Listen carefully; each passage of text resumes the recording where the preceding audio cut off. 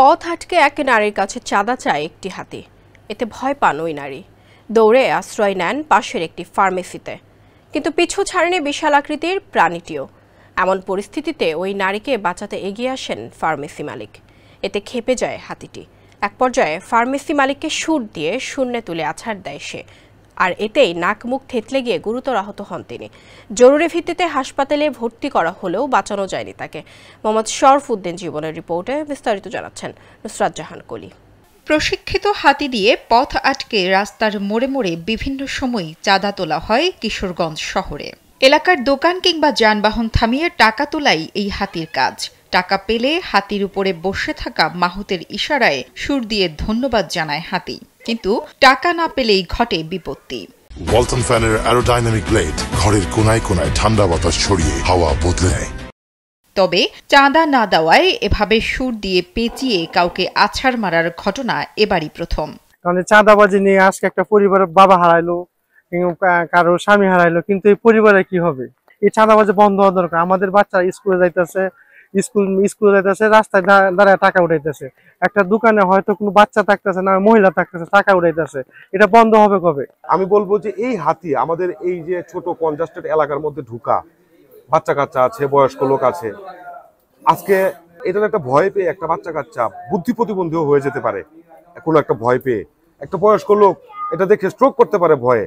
সেই জন্য বন বিভাগ, পশু সম্পদ বিভাগ এবং আমাদের প্রশাসনের কাছে জোর দাবি জানাচ্ছি যেন অবিলম্বে এই জনবহুল এলাকায় এরকম হাতি বা যে কোনো ধরনের হিংস্র বন্যপ্রাণীর অবাধ বিচরণ বন্ধ করা হয়। চাঞ্চল্যকর ঘটনাটি ঘটেছে সোমবার সন্ধ্যায় কিশোরগঞ্জের নগুয়া বাস স্ট্যান্ড এলাকায়। হাতির আছাড়ে মারা যাওয়া ব্যক্তির নাম মাসুদুর রহমান।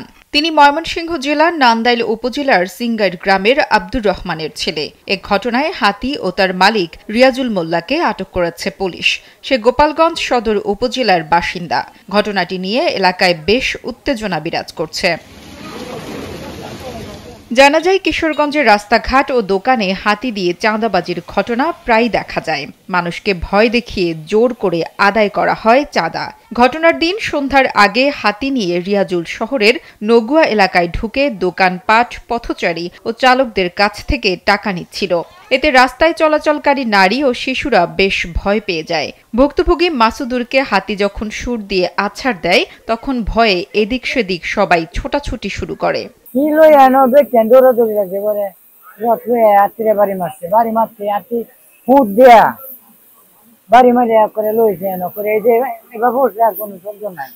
বনের প্রাণী খোলা এভাবে ছাড়া উচিত না, আর এভাবে ওপেন চাঁদাবাজি হাতি দিয়া, এটা আসলে এই আমাদের সমাজে কিংবা আমাদের জন্য, আমাদের বাচ্চাদের জন্য এটা সঠিক না। এদিকে বর্তমানে হাতিটির দেখভালের জন্য রাখা হয়েছে নতুন এক মাহুত।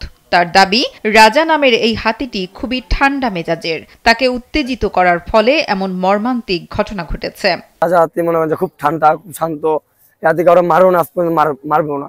আমরা জীবনে কল্পনা করিনি যে হাতি পাবে মানুষ মারবো কিনা, কিন্তু কিছু কিছু মাহুদের কারণে হাতিটা খারাপ হয়ে গেছে। আর আমি যদি না মারি একটা, আমার হাতি তো কখনো মারবো না। সবকিছু আমার ভিতরে। লিখিত অভিযোগ পাওয়া গেলে ব্যবস্থা নেওয়ার আশ্বাস পুলিশের এই কর্মকর্তার। একজন ফার্মেসি ব্যবসায়ী তার দোকানের সামনে যে তারা হাতি টাকা উঠাইতেছিল, তখন এই দোকানদারের হাতি এক পর্যায়ে তার দোকানদারকে ফুট দিয়া এই পেঁচ দিয়ে তার ডিল আছাড় মেরে পালা দেয়। তখন সে ওয়ালের সাথে বাড়ি খায়, তার নাক মুখ দিয়ে কান দিয়ে রক্ত বের হয়।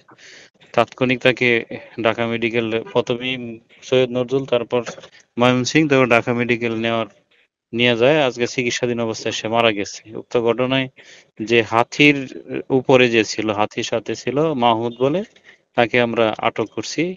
এই মৃত্যুর যে আত্মীয় স্বজনের পক্ষ থেকে যদি অভিযোগ পাওয়া যায়, অভিযোগ পাইলে আমরা প্রয়োজনীয় আইনগত ব্যবস্থা গ্রহণ করব। এদিকে বন বিভাগের অনুমতি নিয়ে হাতি পালনের কথা থাকলেও টাকা তোলা বা চাঁদাবাজির কোনো নিয়ম নেই বলে সাফ জানিয়েছেন শেরপুরের বিভাগীয় বন কর্মকর্তা আনমা আব্দুল ওয়াদুদ। শখের বশবর্তী তারা পালে পেলে ওগুলাকে খাদ্য দিতে পারে না, বা ওদের সংস্থানের জন্য মানুষকে দেখাইয়া ওরা পয়সা করে তোলার চেষ্টা করে। আসলে এগুলো ঠিক নয়। যে করে তাদেরকে নিবৃত্ত করার জন্য বলা হয়েছে, তারা তো এগুলা না মানলে ওইটা প্রশাসন আছে, প্রশাসন দেখতে পারবে, পুলিশ প্রশাসন বা স্থানীয় প্রশাসন তারা দেখবে। এলাকাবাসীর দাবি, বন্যপ্রাণী দিয়ে এভাবে অবাধে টাকা তোলার বিষয়টি দ্রুত বন্ধ করা হোক। নুসরাত জাহান কলি, কালবেলা।